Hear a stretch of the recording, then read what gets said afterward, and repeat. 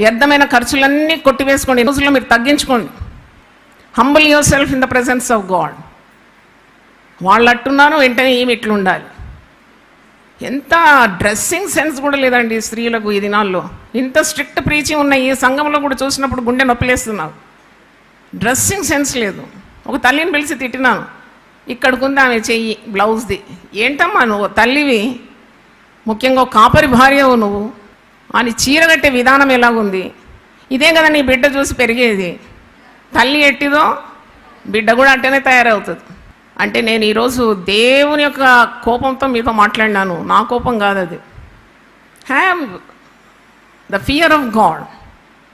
చాలా ఇంకా ఈ లోకం నీకు ఇంకా ఏంటి అటు ఇటు చూసి ఎందుకు నీ కుటుంబంలోకి పాపం తీసుకొని వస్తున్నావు?